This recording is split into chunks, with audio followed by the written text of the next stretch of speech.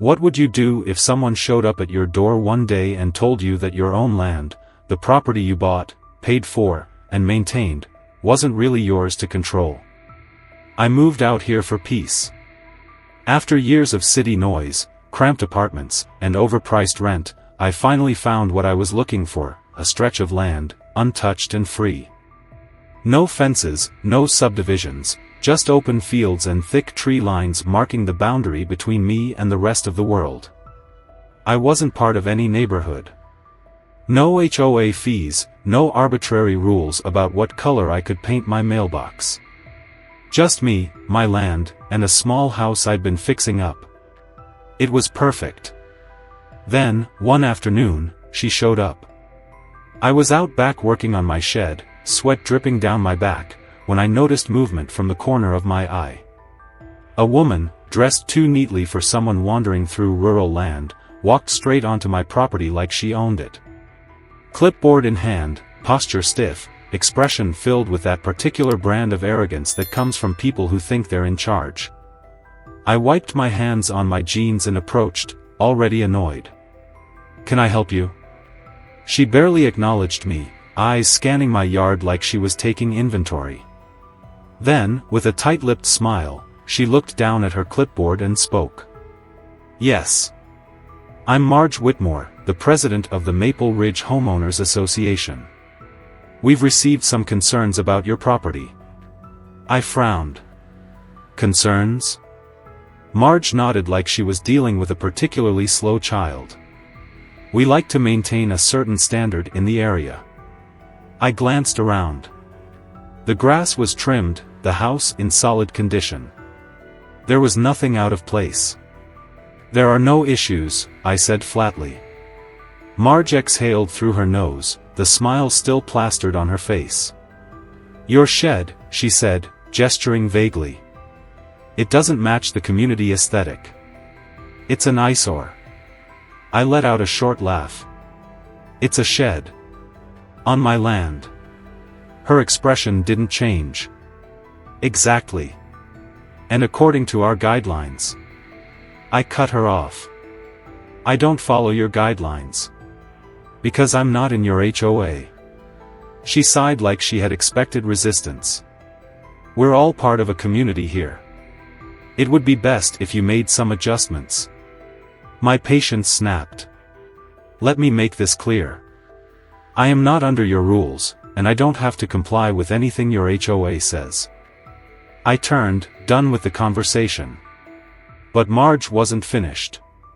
"If you refuse to cooperate," she called after me, her voice still sickly sweet, "we may have to take further action."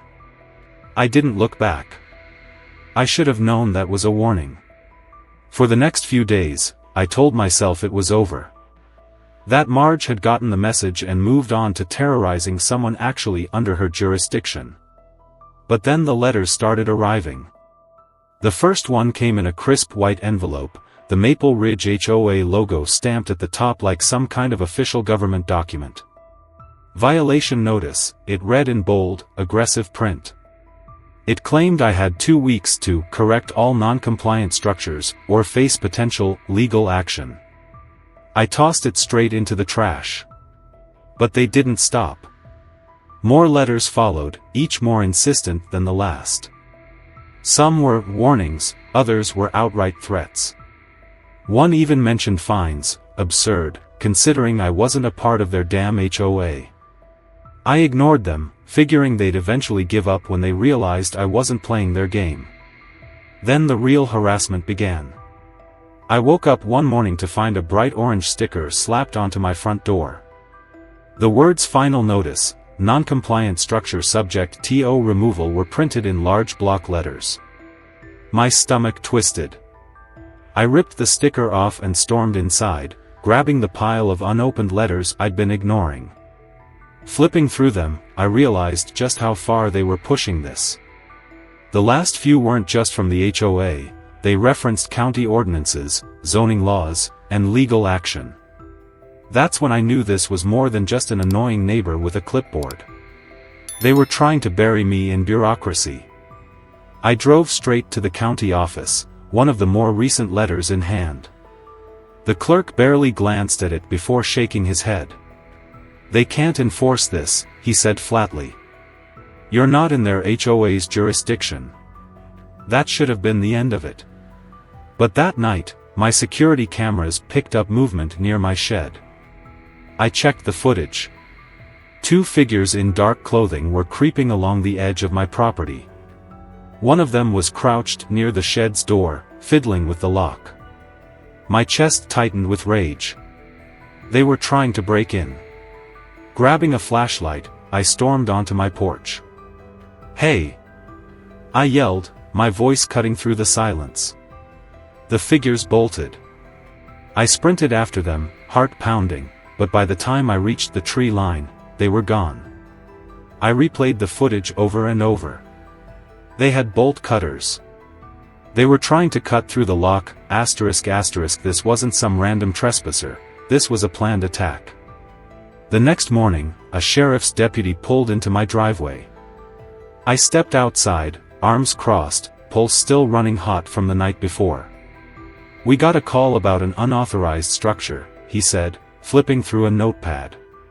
My fists clenched. I already knew where that complaint had come from.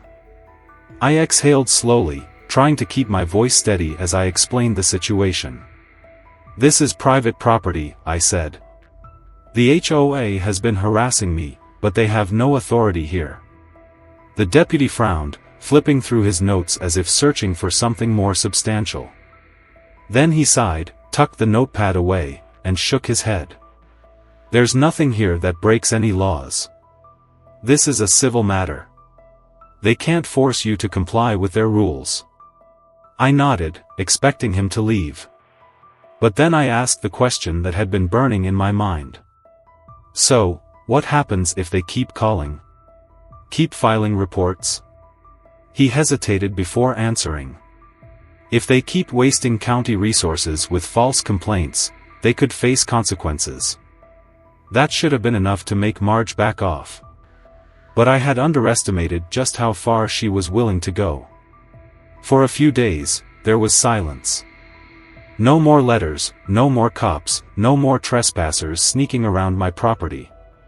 But it felt wrong. Too quiet. Like the calm before a storm, ***. And I was right.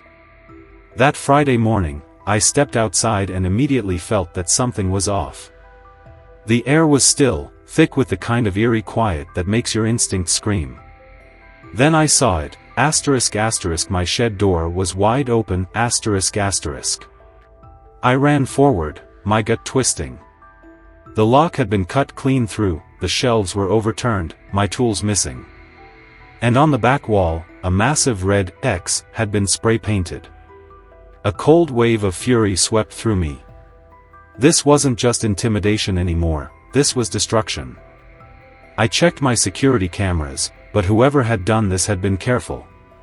They avoided direct angles, covered their faces, but I didn't need proof to know who was behind this. Marge wanted me gone, and if she couldn't force me out with fines and violation notices, she was going to make my life hell until I left on my own. But I wasn't going anywhere. I drove straight to the sheriff's office, the security footage in hand. The deputy from before was behind the desk. He looked up as I walked in, his expression shifting when he saw the anger on my face. "What happened?" I slammed the USB onto the counter. "I'm filing a complaint. Trespassing. Vandalism. Harassment, ***. He took the drive and nodded. But I could see it in his face, ***. He wasn't convinced anything would come of it, ***. Without clear evidence linking Marge or her people to the vandalism, it would just be another unsolved crime. That thought sat heavy in my chest as I drove home, my mind racing. I needed to do something. That night, I installed more cameras. Floodlights. Even a motion sensor alarm near the shed, ***. If they tried this again, they wouldn't get away so easily. For a while, it seemed to work. Days passed without incident, and I almost let myself believe that maybe, just maybe, they had backed off. Then came the night that changed everything. I barely got 2 nights of decent sleep before the next move came. It started with a letter, this time, not from the HOA. The envelope was thicker, heavier, official looking. When I ripped it open, my stomach twisted. A formal complaint had been filed against my property, but not by the HOA directly. This time, the letterhead bore the logo of a real estate development firm. At first, I was confused. Then I saw the offer, a buyout for my land. They were willing to pay well over market value, promising a hassle-free transition and an opportunity to relocate somewhere more suitable. It didn't take a genius to see what was happening. Marge and her cronies had found another way to force me out. I did some digging. The development firm was small, barely active, with direct ties to Marge's husband. They weren't just trying to buy me out, they were trying to pressure me into selling before things got worse. I crumpled the letter and tossed it into the trash. If they thought I was going to roll over, they didn't know who they were dealing with. But if that was their opening shot, the next one was a full-on attack. The power went out 3 nights later. It was late, past midnight, and I had been outside adjusting the new security cameras when the floodlights flickered, sputtered, and died. At first, I thought it was just a fluke. Then I went inside and flipped the switch. Nothing, the whole house was dead. I grabbed my phone, using the flashlight to navigate. My first thought was a blown fuse, but when I checked the breaker box, everything was fine. That's when I saw it, ***, a notice taped to my meter, ***. Service disconnection request, per customer authorization. I froze. I never made that request. My pulse pounded in my ears as I called the power company. A bored-sounding rep pulled up my account, then hesitated. Yeah. Looks like you requested service termination a few days ago." "No," I said through clenched teeth. "I didn't." The rep stammered, clearly unsure how to respond. "Well, it was requested by someone. We can send a technician out, but it might take a day or 2 to restore service." A day or 2? In the middle of winter. I was already moving, shoving on my jacket, grabbing my keys. My security cameras had battery backup. I checked the footage before I left. And there it was, a figure in a dark coat, moving along the side of my house, stopping near the electrical meter. The angle wasn't perfect, but I recognized him. One of the HOA board members. I drove straight to the sheriff's office, fury burning through me. I slammed the printed screenshot onto the counter, demanding to press charges. The deputy, ***, the same one who had dismissed my complaints before ***, sighed as he looked over the image. "It's not enough," he said. My hands clenched into fists. "Not enough? You don't have proof they made the request. And even if you did, the power company would have to confirm it was unauthorized. Right now, it's a civil matter." I took a deep breath, forcing myself to stay calm. So, if I went to someone's house, cut their power, and left them in the dark, that wouldn't be a crime? The deputy shifted uncomfortably. "If we had definitive proof, that would be different." Definitive proof. That was what I needed. I spent the next day restoring power, reinforcing the cameras, and making sure my land was locked down tighter than ever, but that wasn't enough. Marge had already made it clear, ***, she was going to keep coming, ***. And I had no idea just how far she was willing to go. That night, at 2 a.m., the sirens woke me. I bolted upright, my pulse spiking. Flashing blue and red lights cut through the darkness outside my window. I stumbled to the door just as 2 squad cars pulled into my driveway. A cop stepped out, one hand resting on his belt. "Sir, we need you to come with us." I froze. "For what?" "We received a report of a man trespassing in the Maple Ridge community, matching your description." I stared at him, my mind racing. Marge. She actually did it. She called the cops on me. I exhaled slowly, keeping my voice calm. I haven't left my house all night. The officer raised an eyebrow. Do you have proof of that? I did. The security cameras.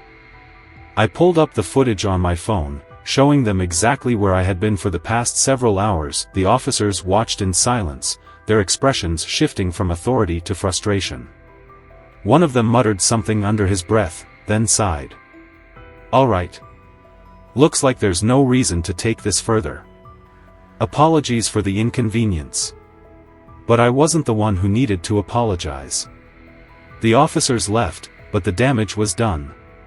Marge had tried to have me arrested, and if this was how far she was willing to go, I knew she wouldn't stop until she got what she wanted. I wasn't going to wait for her next move. It was time to make mine.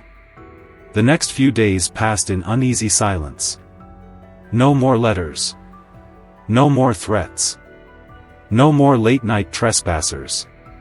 Even Marge seemed to disappear, and for a brief moment, I thought maybe, just maybe, she had finally realized I wasn't backing down. But I should have known better. The quiet wasn't surrender. It was preparation. One morning, I woke up to find spray paint defacing the entrance sign of Maple Ridge. Big, ugly words scrawled across it in dripping black paint. Hoa scum, corrupt thieves, burn it down. I barely had time to process it before my phone buzzed with an alert from my security system. Someone was on my property. I bolted outside, heart pounding, but by the time I reached the tree line, whoever had been lurking was already gone.